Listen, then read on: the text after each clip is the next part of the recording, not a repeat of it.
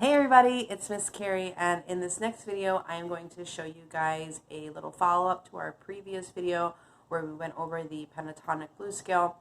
We are going to do a rhythm section now that will go along with the scale that I showed you guys. So super easy, super simple to follow. It's going to be in a 3/4 time signature, so it's going to be in a waltz beat. So we'll be counting to 3, 1, 2, 3, 1, 2, 3, 1, 2, 3. The difference with this is, as we previously learned, we will be using pickup notes in this. So we'll actually be starting on the 3 beat, okay? So remember, if we start on the 3, we end on the 1, 2, okay? So let me break it down for you guys really quick, and then we'll play it a couple times and we'll get a good rhythm flow. And like I said, this video will go along with the previous video for the E minor pentatonic scale, okay? So we're going to start off hitting our 6th string E open, okay? Then we're going to follow this up with a chord. I'm going to show you guys 2 different ways that you can do the finger positioning. The way that you guys are going to see me do it most of the time is with a single finger barring across these 2 notes here for my 4th string 2nd fret, the E note, and my 3rd string 2nd fret, which is the A note.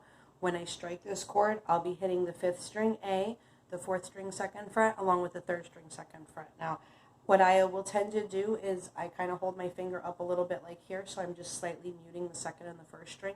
You don't have to do that, but if you feel you put a little too much force and you end up hitting the 1st and the 2nd string, go ahead and mute those notes out, because if you do that with the little bar here that's slightly resting and covering those up, you'll mute those notes and you don't have to worry about them playing out. So when I strike, again, 5th string, 4th string 2nd fret, 3rd string 2nd fret, all at one time. And just so you guys are aware, that's what we would refer to as an A5 chord. So it's not quite an A, because an A we would be adding in the 2nd fret on the 2nd string.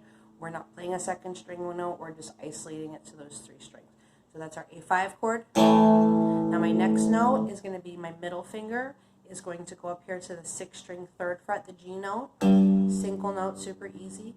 And then the next notes are going to be actually an E minor chord, except we'll only be playing the 6th, the 5th, and the 4th string on this. So again, same concept. If you guys feel you put a little too much force into your strum, go ahead and mute those notes on the 1st, 2nd, and 3rd strings, and just press down here on the 5th string 2nd fret and the 4th string 2nd fret. Okay, so that's going to be our other note, and that's actually it. Those are the only notes that we're going to be using. I'm going to show you guys the pattern that we're going to follow, but real quick, I just want to back up and show you guys the other type of finger positioning that you could use for those chords, okay?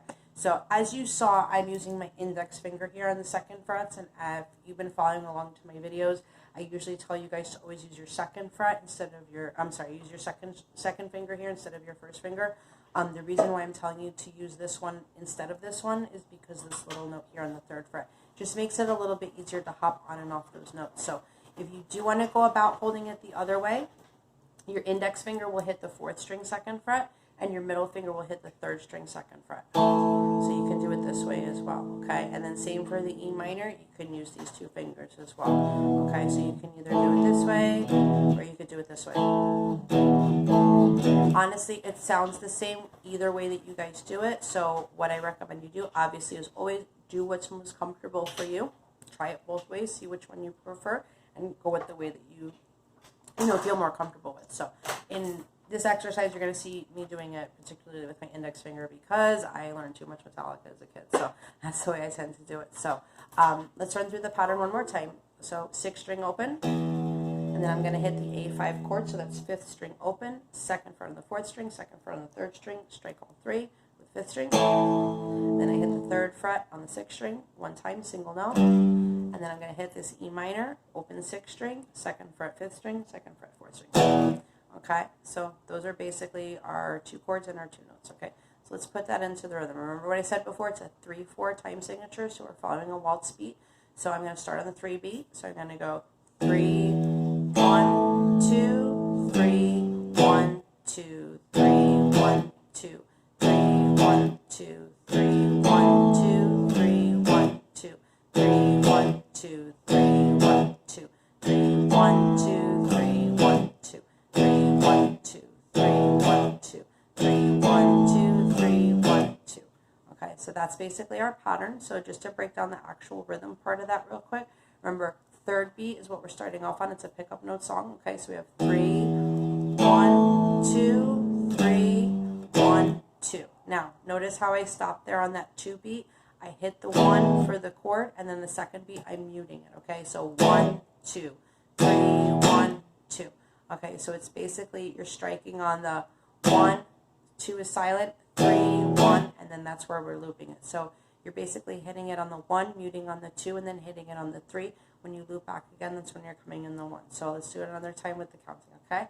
So get ready. I'm going to start on when I say 3. It's a little tricky with pick on notes, okay? So 1, 2, 3, 1, 2, 3, 1, 2, 3, 1, 2, 3, 1, 2, 3, 1, 2, 3, 1, 2, 3, 1, 2, 3, 1, 2, 3, 1, 2, 3, 1, 2, 3, 1, 2, 3, 1, 2, 3, 1, 2, 3, 1, 2. Okay, so when I do those mutes, I kind of moved up a little bit so you guys can see. I'm kind of just lightly laying my hand down here, like I'm kind of letting my pinky finger shoot down like in a straight angle here. I'm just kind of slightly resting, and that's kind of killing the sound out. That's what's muting it, okay?